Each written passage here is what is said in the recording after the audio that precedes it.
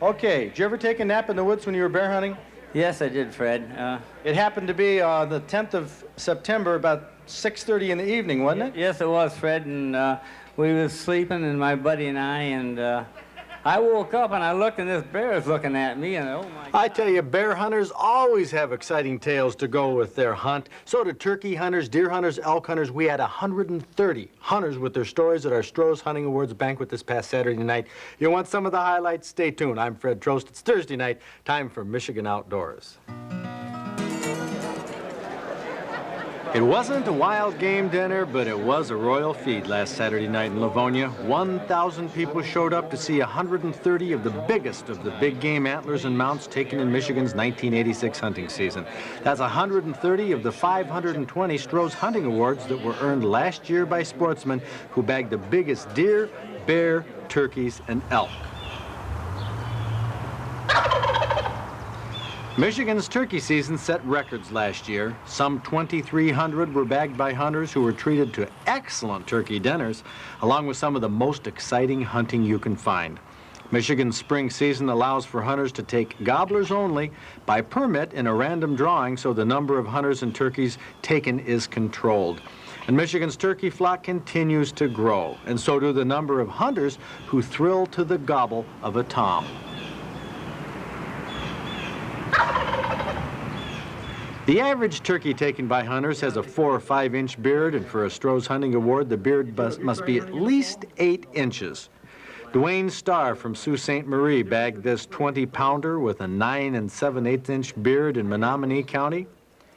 And Art Lennon from Remus didn't have his full bird mounted. He displayed the 9.5 inch beard in a case, along with the feet that show the spurs, another measure of a turkey trophy, and the fanned out tail, a popular souvenir of a successful wild turkey hunt. Floyd Wells from Clayton was not only proud of his qualifier, but he was extremely excited about the thrills of turkey hunting. Except for the fact that if you've never tried turkey hunting, you got to try it. It is fantastic. This is my first bird. Did you call it in yourself? Yes, I did, with a call box. Came into a deek and...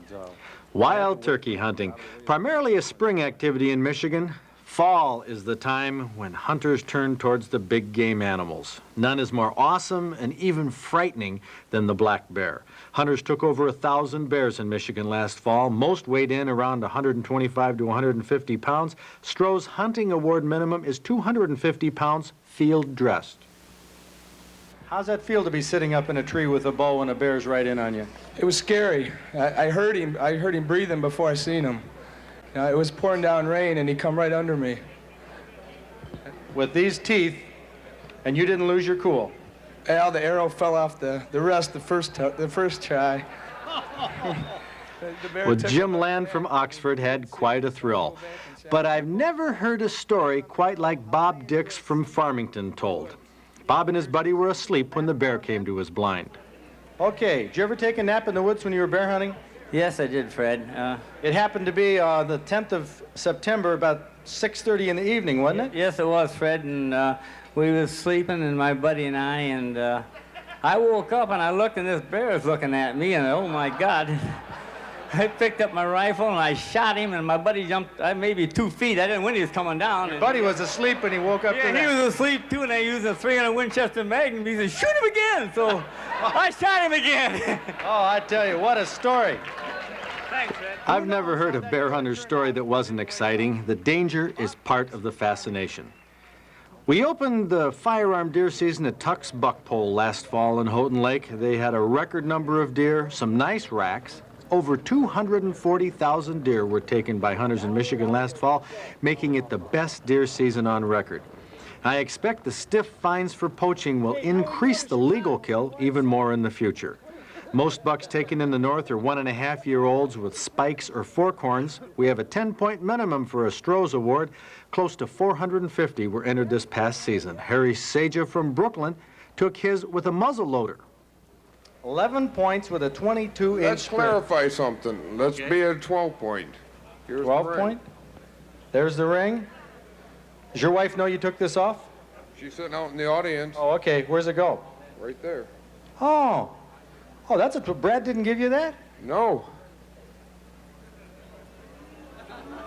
Well, it looks to me like it hangs on there, and according to the rules this year, you got a 12-pointer. Thank you. You happy with that? Yes, I am. Okay, Harry Sager got a 12-point buck. You saw it. Well, we counted the small tines this year, but the big tines were really impressive. 11.5-inch tine is the longest one. This buck weighed how much? About 250 dressed. 250 pounds dressed from Macomb County. 4 o'clock in the afternoon. It's a story behind it. I had a small buck come in, and I was going to shoot it, and I knew a big buck was coming around my spot, and I said, I better not shoot. And then I hesitated just long enough to spot him about 200 yards away, and I had to wait about 20 minutes for him to work his way in. How did you know a big buck was going to be coming? He had a big scrape by my car, and then he had a big scrape right at my spot. And I said, I hope I see him this year, and sure enough, I got this baby. Scrape hunting, 11.5-inch tines, 13 points. Congratulations. Richard Paradise from Romeo took his buck in Macomb County, and the southern part of the state is where most of those big ones come from. Although the UP is back in the running with some dandy trophies this year. Southern Michigan, though, provides plenty of food for deer, a key to growing big racks. Many of the year-and-a-half-old southern bucks have 4, 6, even 8-point racks. A record 63,000 deer were taken during firearm season in southern Michigan, and some odd ones. 5.5-inch spread on this buck. That's something else. What did you think when it came through the wood? I thought it was a spike horn until I shot it and got up next to it and noticed it was more than a spike. Did you blast those horns off there? Yeah. You know, they say you get anxious. Well, there's proof. Shot the horns right there, but put it back together, and it was a 10-point buck with a 5.5-inch spread. Look, you got to look at these antlers back on the trophy board. That is something else. But you did it. Rich Thiel from Swartz Creek. Whoa. Well, that's a rack that wouldn't go anywhere in most record books, but it qualifies with 10 points. While the biggest deer at the banquet was a 17-pointer with a 25-inch spread. Ronald Denny. That's right. Okay, Ron, you have a 17-point buck with a 25-inch spread. Gives you 42 1/8. Branch County opening morning. What's the scoop? Well, I'd been seeing him for about 2 weeks before season, and I didn't think I'd see him, but I was sitting in my blind. About 10:30, he walked out. Ronald Denny's buck weighed 283 pounds. They don't get much larger than that. But we have one antlered big game animal that does. Michigan's limited elk season was open to 95 permit holders last December. 93 bagged their elk, 40 had bull permits, and 27 took bulls with 10 points and up. We had 9 of these lucky hunters at the banquet. Their trophies were awesome, their freezers were full of venison, and they had stories to tell. All the ingredients of a memorable hunt of a lifetime at our Stroh's Hunting Awards banquet. For the biggest rack in terms of points, look at the points on this one. His name is Paul Chisholm. He's from Farmington Hills. Got this at 8:30 in the morning. The bull weighed how much? 682 pounds. Jeez, what a bull.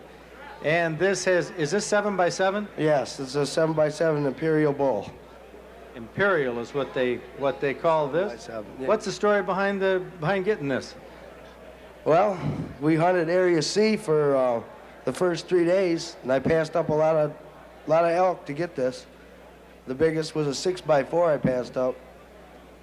We've been watching him every night and every morning for about 4 or 5 nights, and we knew where he lived, so I waited until we could change into the farm country, and we went out and got him. You just persisted on this one. Well, I think that's an outstanding elk. Was that the biggest elk taken as far as points this season? Yes. How about that? We got the #1 elk here, taken in 1986. Paul Chisholm is the guy. Hold it up there, Paul. Hold that up there. An Imperial Bull 7x7. Congratulations.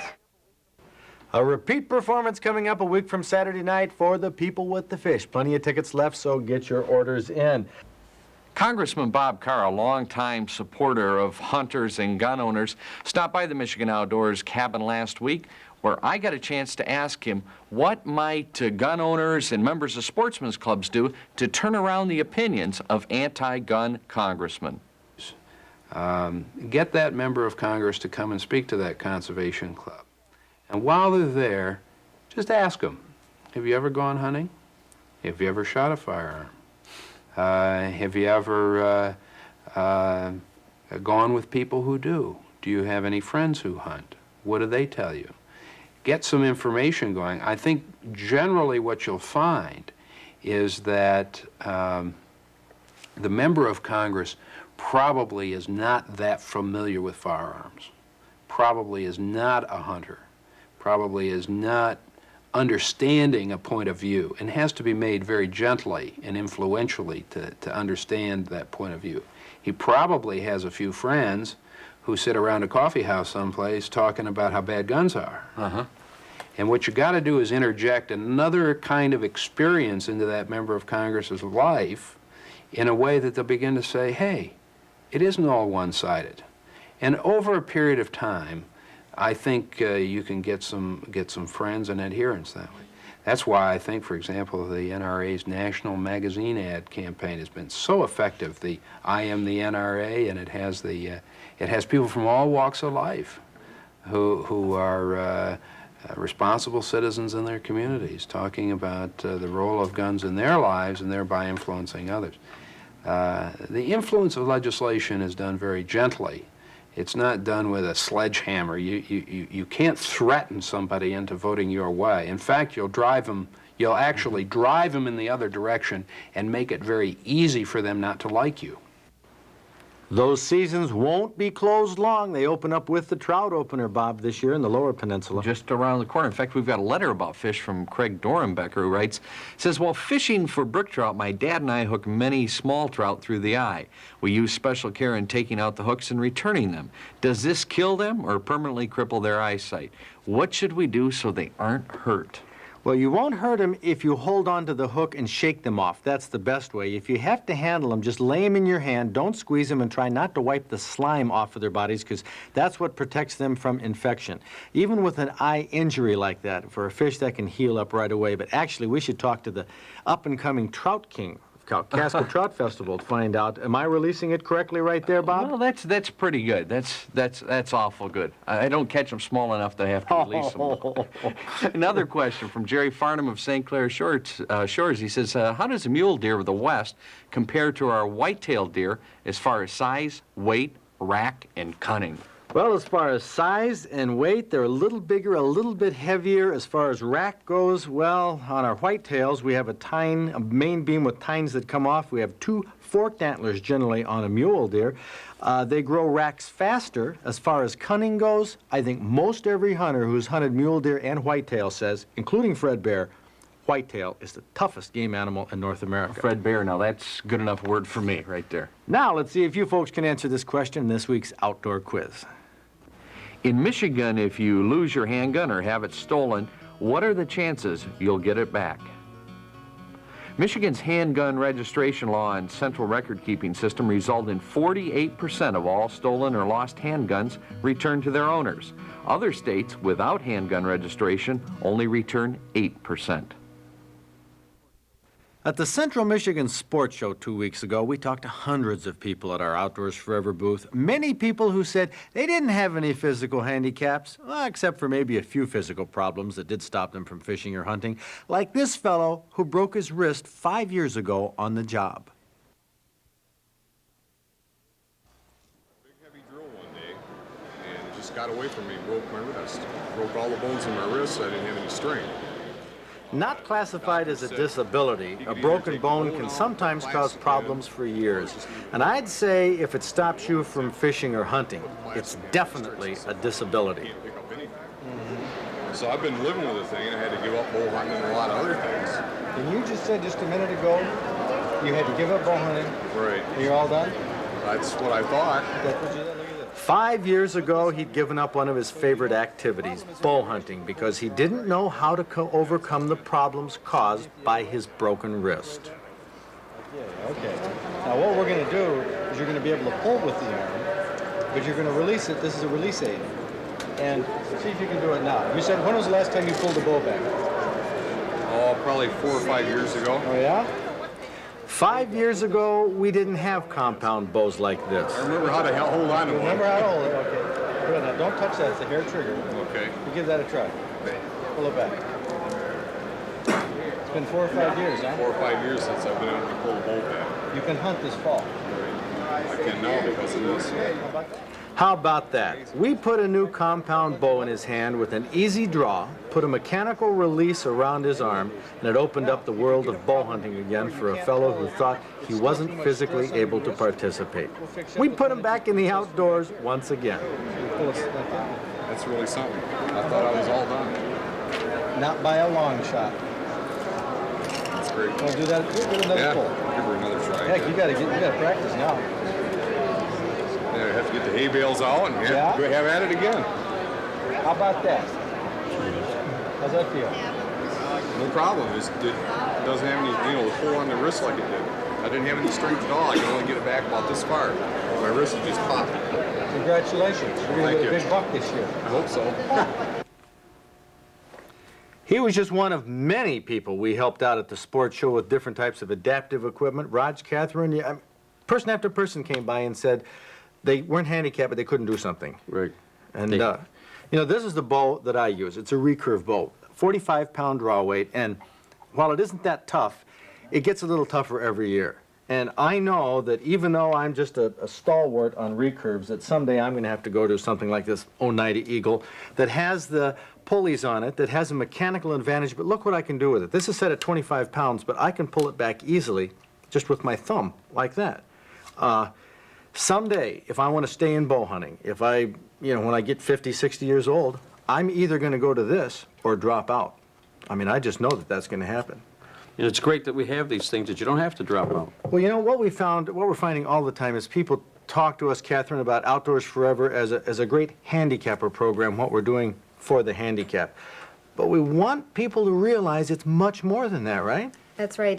We're focusing on handicappers right now because there's so many things that need to be changed. But all these changes will benefit everyone. And we want people basically to change their attitudes more than anything else, all able-bodied hunters and anglers. You concur with that, Rod? You're the executive director, handicapper. As we saw most of the people coming by, they weren't wheeling by in wheelchairs. Mm-hmm. But if you can't do what you used to do, you've got a handicap. And if there's something that this bow we had that release, that was for a quadriplegic, couldn't use his hand. Mm-hmm. Here we helped a guy with a wrist. That's the thing of the future. Outdoors Forever is going to be helping us all. Maybe you can make it to one of our Outdoors Forever events. We're going to be at the fishing banquet the week after next, one of the events on our outdoor calendar. He said, go over and go get the net. And I ran over, and then I waited for a few seconds. All of a sudden I saw it, and it scared me, and my eyes got that big. And I dropped the net, and I ran up to shore. Well, if she dropped the net and she was hightailing it, then what happened? Well, I sat there and fought it for probably 20 minutes, and I only had 6-pound test line, no leader, so when he decided to run, I just let him go, and finally I went out in the water a little bit and grabbed him by the gills and brought him up on shore. B. Richard from Posen sent us a recipe for ground venison casserole, evidently up in Posen. Well, they grow those potatoes up there. That's right, absolutely. Everything. Some of the best. Some of the best. Ground venison, you could use hamburger in it if you don't have venison. Just about anything. We used elk burger in this one. Yep, and it's got cheese and milk, and it does have the cream of mushroom soup in it. Look at how you label your elk burger. Hamburg, hey. Hamburg, elk burger. And it's got sliced potatoes in it. And what makes it nice about this is it's basically all in one dish. And it tastes almost like scalloped potatoes with your meat in it, is what it tastes like. Good layer, everything is layered here. Got onions, and everything goes right on top. You're gonna saute these first, just to lose the color, not brown them. And then you're gonna fry your venison burger. Now, you can tell when you get a peek at it there that we have venison. That's right, you can see the pieces. Is that elk that Bob Yes, it got? is, in Colorado. You yes. know, those little pieces right there, the way these processors grind up everything. Oh, they do it out there, too, because they know you could bring it back, and there's not anything you can do about it. Yeah, and those little pieces, I can taste that a little bit in That's what this gives it a burger. funny taste, that's right. Now, I'm sure Bob likes that taste. Don't you, Bob? Mm-hmm. Yeah. But that does, for some people, it isn't just like hamburger. No, it does leave a dry taste. Good layer your cheese on here, and after it's cooked now, your cheese will kind of drift down back through everything. So you don't actually find a layer of cheese in your casserole. And then more potatoes on top. Now you're going to have to make a sauce here because otherwise it'll just stick to your pan. You're going to add milk and your cream of mushroom soup. That just kind of makes a gravy here and will thicken everything up. I can't really taste that in here. Oh, no, you either. can't. Like I say, actually all it does is thicken it up and keep it from burning. And salt and pepper. Not a highly spiced recipe. No, not at all. No. And that's it. Just let that kind of come to a bubble there, and there's your sauce. You just want to pour that over the top of everything. And that will go right to the bottom, and will melt your cheese too. And of course, when you cook it, you put it in the oven for what? Covered for an hour at 375, and then uncovered for the last half hour. Half hour after that. And that's it. Here we have it. We have an empty plate. Bob Garner is holding out for a little bit more. Yeah, a little bit more, too, please. A little Thank bit you, more. thank you. But you know, I tell you, good recipe. The recipe is good. It's absolutely But delicious. this elk, all that, It leaves a dry taste like in your mouth. It really does. well, Go ahead, Bob. This recipe is really a good recipe, but it's kind of a basic, recipe. Like I can see adding all sorts of different things to make it hotter, or maybe a little something over the top of it, a gravy, an extra gravy type thing. This is very good eating food. But I do find this venison, and you can see the elk burger right here. The problem with it is it was ground up with the fat and the connective tissue. Everything, that's and right. it just tastes a little bit odd. So Yep, if it was removed, Oh, it this tastes is a different. winner of a Oh, recipe. just a little yes. odd, but it's still great. Still great. Bob Garner's comments. Folks, get outdoors this weekend. It's a great place to be. We'll see you next week. If you didn't catch all the ingredients in this rib-sticking recipe for ground venison casserole, we have it in the January-February edition of the Outdoor Digest. We hunted Area C for the first 3 days, and I passed up a lot of elk to get this. The biggest was a 6x4 I passed up. We've been watching him every night and every morning for about 4 or 5 nights, and we knew where he lived, so I waited until we could change into the farm country, and we went out and got him. You just persisted on this one. Well, I think that's an outstanding elk. Was that the biggest elk taken as far as points this season? Yes. How about that? We got the #1 elk here, taken in 1986.